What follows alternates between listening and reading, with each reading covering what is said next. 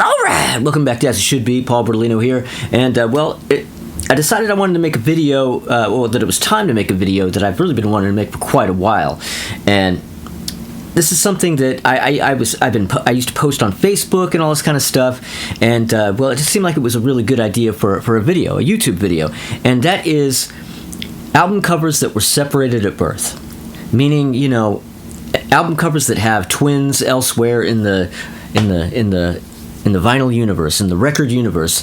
And some cases, we have twins, some cases we have triplets, we even have quadruplets in some cases. And even more. I mean, there's some where there are quite a few different covers that really kind of match the same design, but I'm not going to go too crazy with it. Most of the records that I'm going to be talking about, I don't have, almost all of them, I don't have copies of them here. Some of them I own copies, some of them I don't. Some of them are even bands that I don't care about, but it's just about the record design, it's just about the cover design and the similarities between them. And it's not going to be a countdown. I'm not going to be ranking the separated at birth album covers. I'm just going to go in a random order. Okay, so first up, we have 1979's self-titled Pretenders. Yeah, Pretenders' debut album. Now, really cool cover. I mean, it's just a really cool, basic, simple cover with a white background and just the band standing there just looking ready to rock you. And it's just I think that cover really matches the sound of that album. The look of that cover is a great mission statement. Like, we're no frills, we're not fucking around, we are just a great kick-ass guitar rock band. And in 1983, another album came out that had pretty much the exact same cover design, and it was a debut of sorts, and that is Lick It Up by Kiss, from 1983. And debut in a sense that this was the very first album that Kiss ever put out after they took off their makeup. This album cover was the first some people even saw of Kiss without their makeup. I mean, Kiss had done their big unmasking, I guess, on MTV in 1983. Yeah, but not everybody saw that. Not everybody had cable. Some people walked into record stores and went, "Holy shit, this is Kiss without," freaked out. This is Kiss without makeup. But yeah, the cover of those, the designs of those two covers, I mean, you can see right here. These two covers are pretty much identical. I mean, everything. I mean, I don't know. You look at record covers like this and you think, okay, was this on purpose? Did they realize they were doing this? Is it the same person who designed the cover? I don't know. Well, let's find out. Let's find out. I'm going to put on my glasses because I have some notes here, because I don't just know all this stuff off the top of my head. Not all these technical little credits and things. So the Pretenders. The cover photo was taken by Chalky Davis. Davis. Davis is the proper pronunciation, like Ray Davis, Dave Davis. But for some reason, Americans insist on saying Davies. I'm one of those guys, but I'm gonna try to say it correctly. Chalky Davis. Okay, so Chalky Davis took the cover photo for the Pretenders album, and Kevin Hughes did the design. Now, Kiss Lick It Up. Bernard Vidal did the cover photo, and the Howard Marks advertising firm or whatever did the design. So, definitely different people, different photographers, different designers. So, something that was really interesting about Lick It Up is that on the credits inside that record cover, a guy named Bruce Davidson is given credit for the poster photography. Well, there was no poster in Lick It Up. Was there supposed to be a poster in Lick It Up? Was there originally going to be one that they had decided against including? Some people, I went online to look for this because, Kiss Geeks, I figured I'd probably find some information, and all it was just sort of people kind of basically wondering, just like I am. And some people were suggesting that there was probably supposed to be a poster of the album cover inside Lick It Up, but that's not the case because Bruce Davidson is not the guy who took the front cover photo, so it was going to be an entirely different photo from an entirely different photo session. Who knew? Who knows? I mean, any real knowledgeable Kiss Geeks out there know the answer to this. Maybe you know what the design was going to be. Maybe you have a JPEG. Let me know in the comments, because I would really love to know about this. And honestly, I've had this record since the '80s. Lick It Up. And going into the credits, looking up the credits for this particular video was the first time I ever noticed this, and I was kind of gobsmacked by this. But anyway, yeah. So, Pretenders and Lick It Up, similar album covers. Okay, so for the next couple albums, we have Ringo Starr's 1981 album, Stop and Smell the Roses. And that has a strikingly similar album cover to an album that came out in 1985, and that's Graham Parker and the Shot with Steady Nerves. Yeah. Now you see the covers here. I got them back to back right here, and look at. Come on. I mean, what's up with this? This is so similar. I just look at this and I think, how could this possibly not be on purpose? I mean, it's a pretty generic design, and it's distinctly early 80s, I guess, in that sort of like a bland version of early 80s, but whatever. I mean, but see, something I should point out that's really funny as you look at the covers here, that when I first saw this album, I thought that the name of the band was Graham Parker and the Shot Steady Nerves. With a self-titled album. I didn't know it was Graham Parker and the Shot with an album called Steady Nerves. We see the way the text is laid out. That's what it looks like. Graham Parker and the Shot Steady Nerves. Not that I know what that means, but I mean, it's only rock and roll. It doesn't have to mean anything, does it? Well, anyway. But the Ringo Starr Stop and Smell the Roses album is the album that Ringo... He started recording this album in 1980, and... when Lennon was still alive, and it was one of those things like the Ringo album, 73, where he was just going to, gather everybody, John, Paul, George, Nilsson, Jim Keltner, everybody, and have them on this album and have it be like his big comeback album, right? And Lennon was supposed to be on the album. He was supposed to write a song, he was going to appear, and then, we all know what happened to prevent that, and if you don't know, I can't help you. But... So the album ended up coming out. He ended up finishing the album in 1981, and of course Paul McCartney's on it. Linda and George and Nilsson and Ron Wood and Ray Cooper and Jim Keltner and Stephen Stills. I mean, the lot, right? And McCartney and George Harrison wrote songs, and Nilsson wrote a song, and Stephen Stills wrote a song, and Ringo even wrote one with Nilsson. Even with all those heavy hitters on board, it's really not a very good Ringo album. I love Ringo, and he has some good stuff, but Stop and Smell the Roses is not exactly one of the better Ringo albums, but whatever. I'm not here to critique the album. I'm really here to talk about the covers. And, well, you saw the covers, and you saw how similar they are. And now, why is it? Same photographer, same designer? Well, let me look at my notes here. The artwork was done for Ringo, was done by Josh Kosh, Bagosh, and the cover photography was done by Aaron Rappaport. Okay. Graham Parker, his is done by, album cover and graphic design, and the lot was done by Hubert Kretschmar. I don't know if I can pronounce that. Yeah, so an entirely different person. I don't know, is it two great minds think alike kind of a deal? I don't know. What's the deal there? I don't know. But I should also point out that Graham Parker and the Shot, totally unrelated to the cover, but interesting to note, is that the lead guitarist in Graham Parker and the Shot was none other than the great Brinsley Schwarz. Yeah, Brinsley Schwarz of Brinsley Schwarz fame, of course. So there you go. I hadn't heard of the album until recently, but. Okay, so up next I have two albums that I'm not really a big fan of. In fact, I noticed the similarity between these two album covers back in the day, and it really annoyed me because I think the designs are terrible and just generic and just like, just soulless. And, well, let's get into it. We have, first up, 1984's Agent Provocateur by Foreigner. Yeah. Right. Well, in 1990, Heart put out an album with a strikingly similar cover. Yeah, their album Brigade. Yeah, look at that.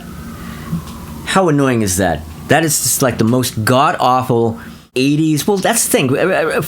Heart's record is 1990, and this is it's a direct ripoff of Foreigner's 1984 album. I mean, so they were a little behind the times, but what just shit 80s design. I always thought it was terrible. Now, the Foreigner album, the art direction and design was by a guy named Bob Deffrin. The Heart album cover, the art direction and design was by a guy named Norman Moore. So once again, we have two totally different people putting together these designs. It's not like it's, one person who did this and that's their style and their vibe. Two totally different random people who both had shit taste in graphic design, I guess. I don't know. Now, one thing that's really interesting to note is that the Heart Brigade album, Richie Zito produced this album, and he also plays guitar on the Ringo LP I was just talking about. So yeah, so there's a connection between that Heart album and the Ringo album, even though the covers are strikingly dissimilar. But yeah, anyway, there you go. Okay, so next up we have a couple 70s albums with very similar album covers. And first up we have Earth, Wind & Fire's That's the Way of the World from 1975. And, another album that came out just 3 years later, 1978, Chicago with Hot Streets. Very similar album covers. Look at these covers. Look at both gatefolds. Same exact kind of, I see, they're being wacky and crazy and okay, Earth, Wind & Fire's in black and white and Chicago's in color, but that's about as different as they get. Other than the fact that Earth, Wind & Fire somehow managed not to look like idiots on their cover, whereas Chicago, This time there's actually a little bit of a reason for these album covers to be similar. Well, both albums have the same photographer. Yeah, a guy named Norman Seeff is the photographer for both of those albums. Now, Norman Seeff did the photography and the design for the Chicago album, but he only did the photography on the Earth, Wind & Fire. So, I don't know. Yeah, art direction on Earth, Wind & Fire was Howard Fritzen, and the design, art direction was Howard Fritzen, and design was Stephen Newman and Shuze Nagaoka. Okay, all right. So they had like a million designers and art directors on the Earth, Wind & Fire record, but still the photographer was Norman Seeff. So, there you go. There's that. But there's sort of an also-ran here. They have sort of a long-lost triplet, these two albums. Yeah, we have these two twin albums, but there's another album cover that's kind of similar.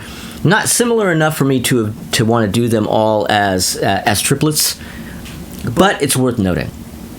And that is 1979's England Dan and John Ford Coley, Dr. Heckle and Mr. Jive. Here's the cover. Yeah, see? So it's pretty close. It's not exactly the same thing. There isn't a gatefold. I'm evidently Colin Hay of Men at Work must have been a fan of this album. So now I mentioned that the England Dan and John Ford Coley album doesn't have a gatefold, but the back cover is most interesting. I mean, look at the back cover. What the fuck? I mean, who greenlit this? I mean, did they look at this and go, yeah, this is flattering, let's do this. We look really cool and rocking in this picture. We look like we're just like happening Saturday night kind of guys, man. Disco down with England Dan and John Ford Coley. Yeah, look at that. Look at his fucking hair over on the left there. I mean, huh? I mean, I've never heard the album. Maybe I don't have a lot of hope. I mean, England Dan and John Ford Coley, whatever. I mean, I kind of like some of their 70s hits. This is the album, in fact, that had their cover of Todd Rundgren and Utopia's Love Is the Answer, so it had a big hit on it. And, wow, I'm talking an awful lot about England Dan and John Ford Coley, and this is the also ran. Well, anyway, so Earth, Wind & Fire, That's the Way of the World. Chicago, Hot Streets, first album after Terry Kath left, which is why they went off the rails. And, yeah, England Dan and John Ford Coley's Dr. Heckle and Mr. Jive. Okay, so up next we're going to go to the 2000s, the 00s, the alts, whatever you want to call it. Anyway, well, Rod Stewart put out an album in 2005 called Thanks for the Memory, The Great American Songbook, Volume 4. Yeah, Volume 4. Now, and then in 2006, just the following year, just months later, Barry Manilow put out an album called The Greatest Songs of the 60s. And which was released on Halloween 2006. Okay, so now in the 2000s, both Rod Stewart and Barry Manilow were just pumping out the albums left and right. I swear they had an album like every year, and probably in some cases 2 a year. It was almost like it was the 70s, and this is because they kind of hit on this thing, both of them, where they didn't have to write any songs. Just do covers albums. Great American Songbook albums, and Barry Manilow was doing the greatest songs of the 50s, greatest songs of the 60s, greatest songs of the 70s, greatest songs of the 80s, greatest songs about New York, greatest songs about, of this genre, or whatever. And Rod Stewart was just doing Great American Songbook, volume 1, 2, 3, 4, 5, on through 18, or whatever, how many it was. And I swear, every year he had one out, always kind of around Christmas. In fact, I remember one Christmas buying one of those Rod Stewart albums for my grandma for Christmas because she was into it. She loved Rod Stewart doing classics and doing old American standards. In fact, I gave her the record and she said, "Boy, he still looks so good." And I'm thinking, "Oh, Grandma, I don't want to know that you have a boner for Rod Stewart. Can we not discuss this?" But anyway, she was quite impressed with how good Rod Stewart still looked. So the thing is that these guys, they got these kind of artists. They always get to this point where they kind of start making these lazy albums. They put out an album of standards or covers covering a decade or whatever it is, and it sells truckloads. Or like a duets album. That's a real big thing, and it sells a truckload, and then that's it, man. They just that's the groove they're in. They just figure, okay, well, I don't have to write any songs.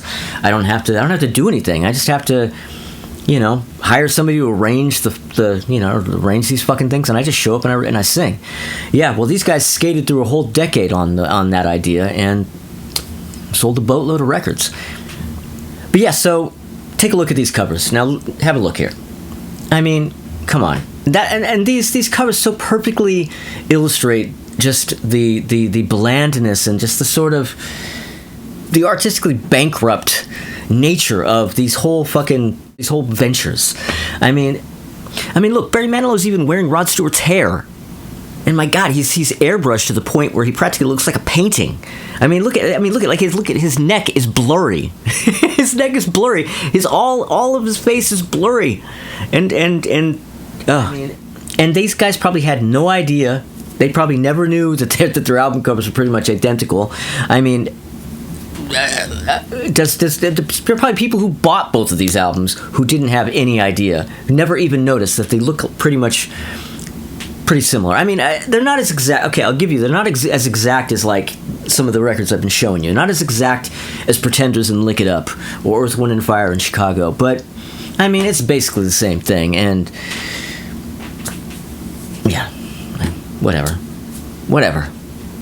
Okay, next up we have David Bowie. Okay, David Bowie. Now, Bowie had in the 60s, he had two albums, and they're both self-titled. He had a 67 self-titled, and he had a 69 self-titled. Well, we're talking about the 69 self-titled. And but when it was released in the U.S., it was released, well, it was actually technically released under the title David Bowie, but it was given, they put at the top of the cover, Man of Words, Man of Music. And here we go. This is the cover. Yeah, you see it says Man of Words, Man of Music at the top, and that really isn't supposed to be the title. It's supposed to be kind of like, England's Newest Hitmakers on the first Rolling Stones album. The first Rolling Stones album is just called The Rolling Stones, but the label put English Newest Hitsmakers on the top, and then it just sort of over time became what the album was known as. And that's the thing with this Bowie album. People, it looks like it's just called Man of Words, Man of Music, but if you look at the label on the record, it just says David Bowie. If you look on just the spine, it just says David Bowie. So, anyway, and then of course, after Ziggy came out and Bowie was a big thing, then they re-released the album as Space Oddity. So basically it's the Space Oddity album, the original US version of the Space Oddity album. Now, the twin, Man of Words, Man of Music's twin, and a really obscure album by a guy named Joel Webster. A 1974 album called Elixir. Yeah, see the cover right here. Yeah, so I don't know if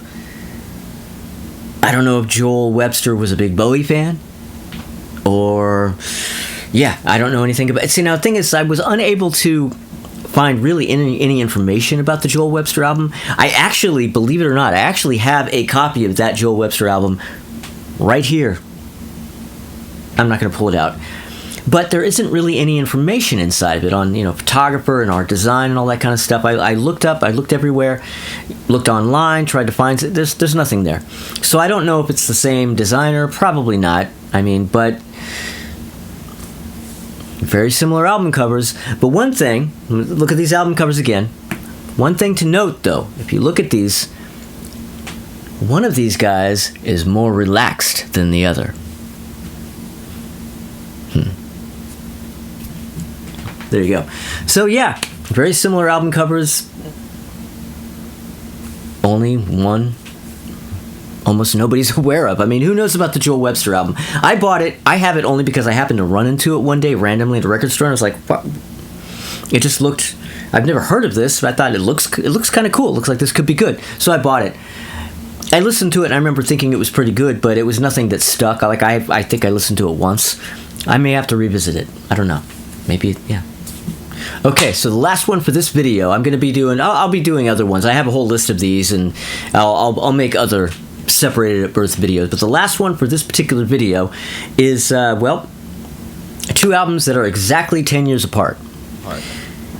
First, we have 1971's "Sticky Fingers" by the Rolling Stones, an album cover that was conceived by Andy Warhol. Like, Andy Warhol didn't actually do any work on this. Like, he just kind of went, I have a vision of of a man's crotch and tight jeans with a huge dick, and then said, all right, people, all right, minions, make it happen, make it so. So yeah, like Billy Name did the photography. Andy Warhol didn't even take, the Polaroids or anything. And a guy named Craig Braun did the actual design. And it was rumored, people always said, oh, that's Mick Jagger's crotch. Nah, it was just, they took photos of a number of different Warhol kind of model dudes, and Craig Braun was given all the Polaroids, all the photos, and he's the one who chose who it is. He probably doesn't even know who it is. Nobody knows, but, Andy Warhol didn't choose. Andy Warhol didn't, like I said, he didn't do anything. He just put his name on the damn thing. That's how he rolls, that guy. Anyway, so exactly 10 years later, a little band called Motley Crue came out with an album called Too Fast for Love. Too Fast for Love. Yeah, well, in 1981, it really is sort of an early release of the album. They had an indie release. They kind of self-produced it, put out on their own Leather Records label. But then Elektra ended up picking up the band and re-releasing the album in 1982 on, like an official major label version, which is when I first heard of the album. I didn't know about it in 1981, but technically, I don't know. You could call it a 1981 album or a 1982 album, depending on how you want to do it. But either way, any way you slice it, the album covers are pretty much exactly the same thing. Black and white crotch shot. The text is even red. Come on. Motley Crue are notorious borrowers, so they probably knew what they were doing. They knew what they were doing, and they thought you wouldn't notice. Well, I noticed. And you probably noticed, too. I'm sure I'm not the only one who noticed this. But, there you go. All right, so that's it for this installment of Separated at Birth. Like I said, I have a whole list of these, so I'll be doing future videos on this. At least one more. Maybe only one more, but if I come up with more, if my list gets longer, there'll be more videos. And, anyway, thank you to everybody who has subscribed. Thank you for everybody who's been commenting. And, if you haven't subscribed, subscribe. And if you do subscribe, click the little bell because you're going to want notifications. And if you haven't been commenting, comment. Yeah, So anyway, yeah, like I said, subscribe, comment, like, all that good stuff. And thank you to everybody. Thank you to people who, thank you everybody who's watching. And, oh my God, people, I keep doing videos while I'm tired. And I quite honestly, right now, I don't even know what my name is. So, anyway, maybe somebody put down in the comments, what's my name? I don't know. Steady B. All right. So, I will see you soon. I will see you next time. And there's definitely some stuff brewing. I have some stuff brewing with Crystal Durant and Tommy Von Voigt. Stay tuned for that. And, yeah. Well, anyway, I will see you guys soon. I will see you next time.